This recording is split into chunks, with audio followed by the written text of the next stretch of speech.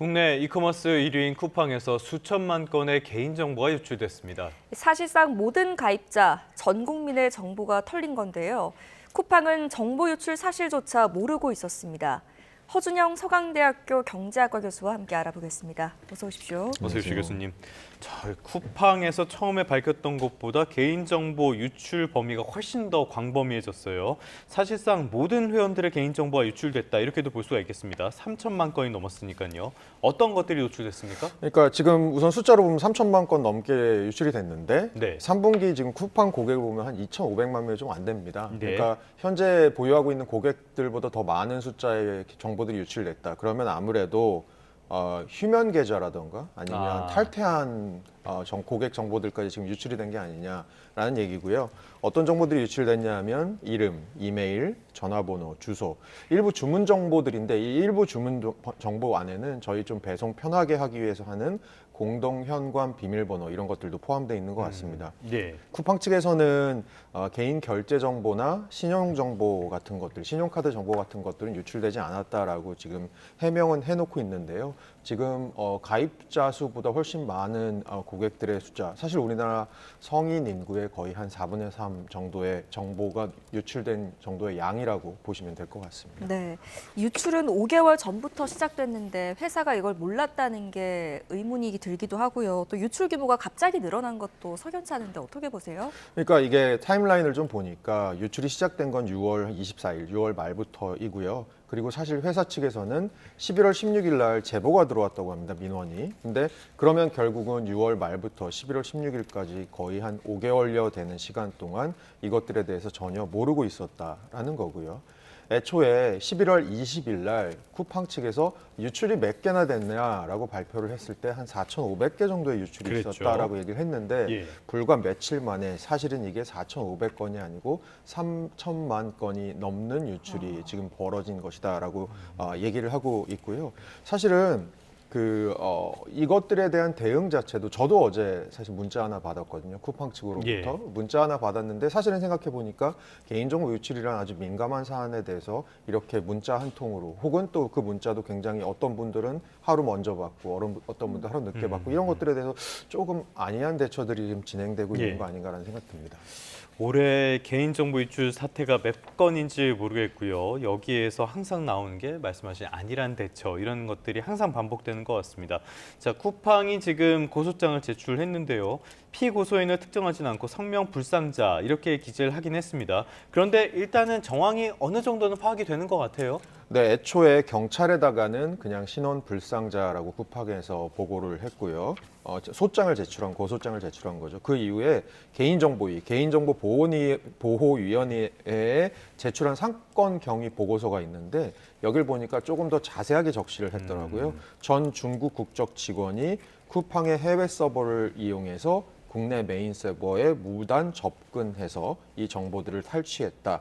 그리고 심지어 이 중국 전 직원은 쿠팡 측에 사후적으로 중국에서 해외에서 이 협박성 메일까지도 보냈다. 어떤 메일이냐면 보안을 강화하지 않으면 유출 사실을 언론에 알리겠다라는 건데 저는 조금 여기서 이상한 부분이 보통 저희 해커들이 하는 일들은 두 가지 중에 하나를 하죠. 뭔가를 탈취하면 그것을 대가로 굉장한 금액을 요구하거나 그렇죠. 아니면 본인들이 이것들을 탈취한 것 사실을 굉장히 과시하기 위해서 어떤 흔적을 남기거나 하는데 지금 이 범인으로 추정되는 사람이 한 방식은 하루에 일정량 이상을 정보를 접근하게 되면 이 워닝 사인 같은 게 뜨거든요. 정보 예. 시스템 내에서. 그래서 그거 허용량 밑에 있는 정보, 그 정도의 양의 정보들을 하루에 조금씩 5개월간 뺐다. 그리고 그 후로 그냥 협박성 메일을 보냈는데 협박성 메일에도 너네 그 정보 보안 같은 거 강화하지 않으면 내가 유출 사실 알리겠다. 뭐 이렇게 얘기한 것이 기존의 해커의 패턴들과 좀 다른 부분이 있어서 이 부분들에 예. 대해서도 수사가 좀 필요할 것으로 보입니다. 네, 의혹이 사실로 드러나게 된다면 굉장히 계획적이었다라고 할 수도 있겠고요.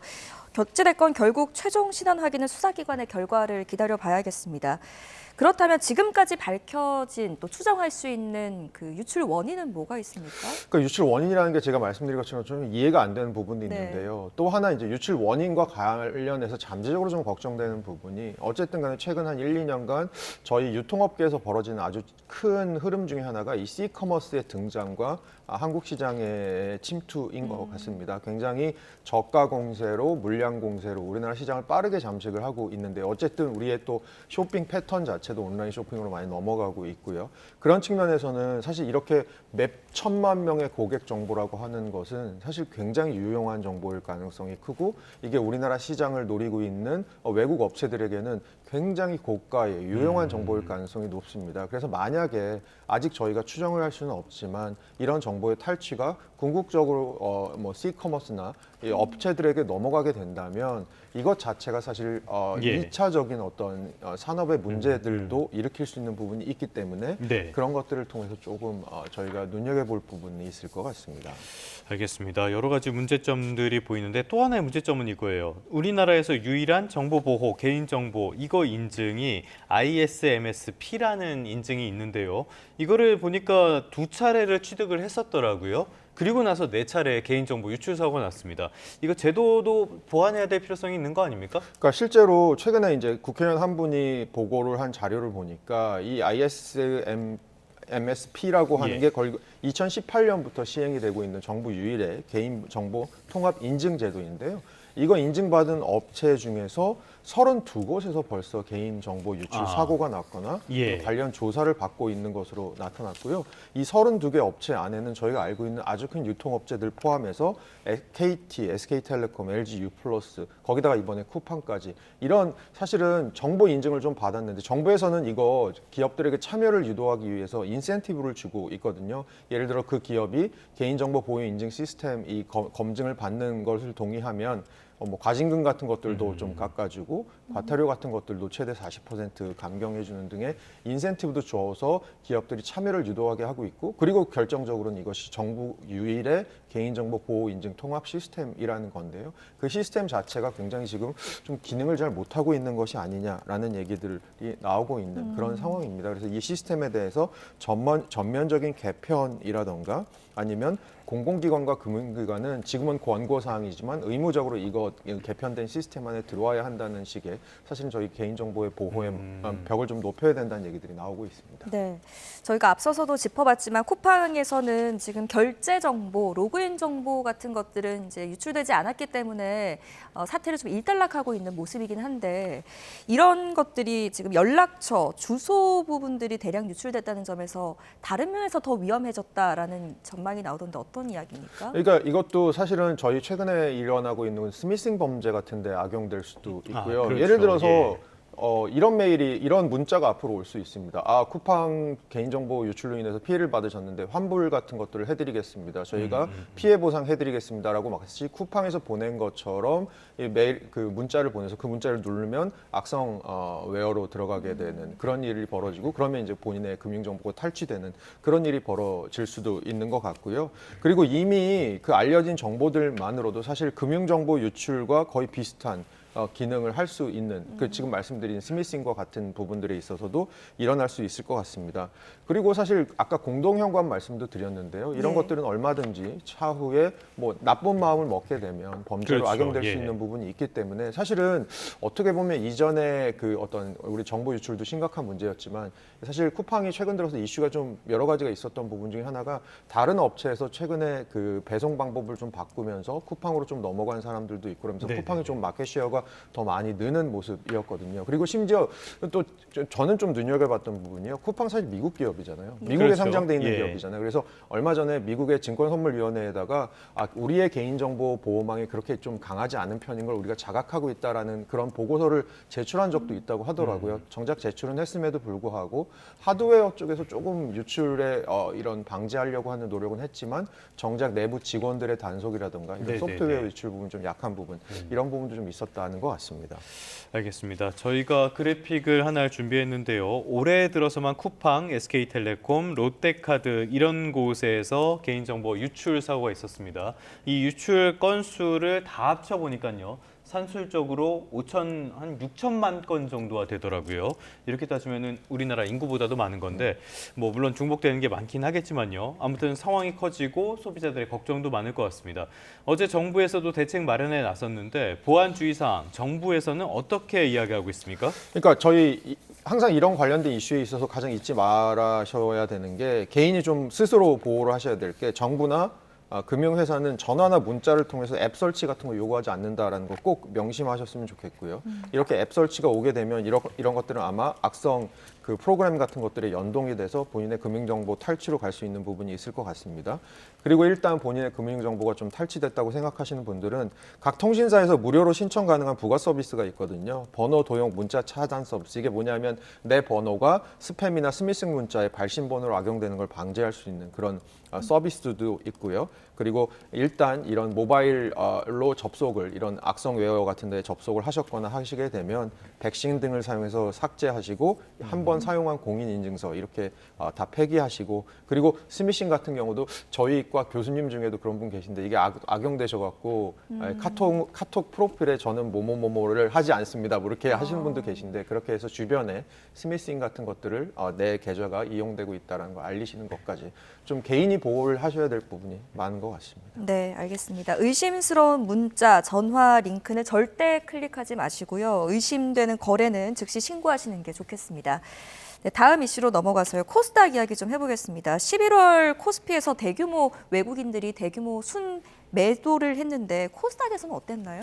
그러니까 지난주 같은 경우만 봐도 코스피는 한 1.9% 빠졌는데 코스닥은 한 5.6% 상승했습니다. 그리고 왜 그렇게 상승했느냐라고 보니까 결국은 한 9월 초쯤에 이재명 대통령이 얘기했던 네. 코스닥 시장 전반에 대해서 좀 재점검하고 이 부분이 잘 되는 것이 굉장히 중요하다라고 얘기했던 부분이 최근 들어서 이 금융위 쪽에서 관련 정책들이 나올 것이 아니냐. 물론 금융위 쪽에서는 언제 나올지에 대한 얘기들은 없지만 네. 그런 얘기들 하고 있습니다. 네.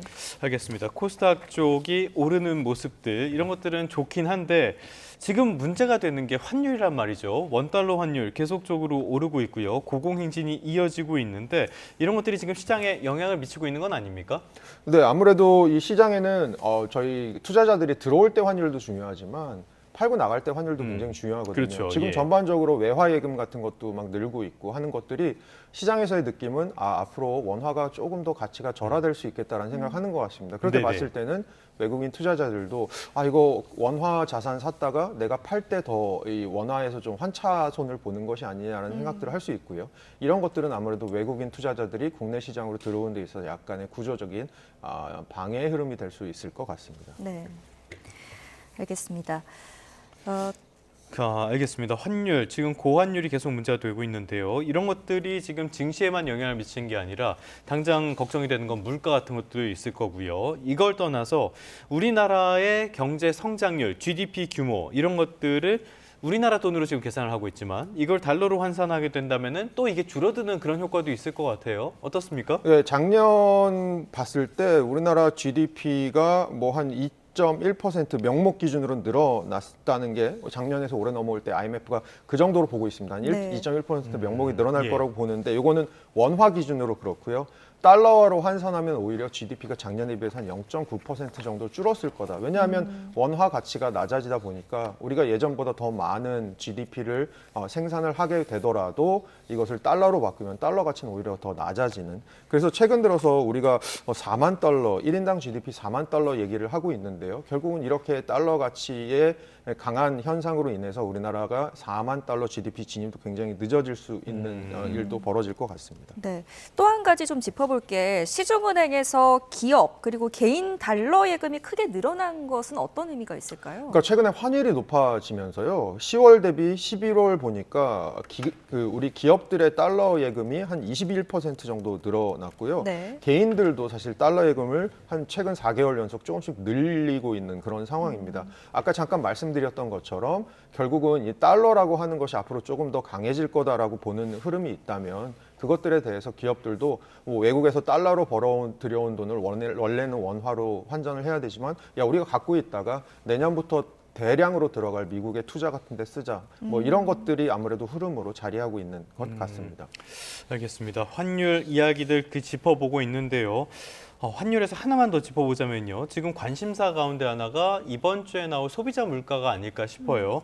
직접적으로 이렇게 영향을 미쳤을 가능성 어떻게 보십니까? 그러니까 소비자 물가의 환율은 분명히 시차를 두고 영향을 주기 시작할 예. 거고요. 그래서 올해 말 그리고 내년 초가 되면 이 환율 상승분으로 인한 소비자 물가 상승분이 조금씩 현실화되지 않을까라고 보고 있고요. 결국 그것이 우리에게 주는 함의 중에 하나는 사실 우리 좀 전반적으로 경제 부분 중에서 금리가 너무 높아서 조금 지금 아직까지도 고통을 겪고 있는 부분들이 분명히 있을 텐데 그럼 이제 우리나라 금리 인하를 좀 기다리고 있을 겁니다. 그런 부분에 있어서 아무래도 물가가 오르게 되면 그리고 환율이 너무 높게 되면 금리 인하의 가능성들에 대해서는 조금씩 멀어지는 것이 예. 아니냐 이런 것까지 함의를 저희가 좀 생각해 볼 수 있을 것 같습니다. 네, 알겠습니다. 여기까지 듣겠습니다.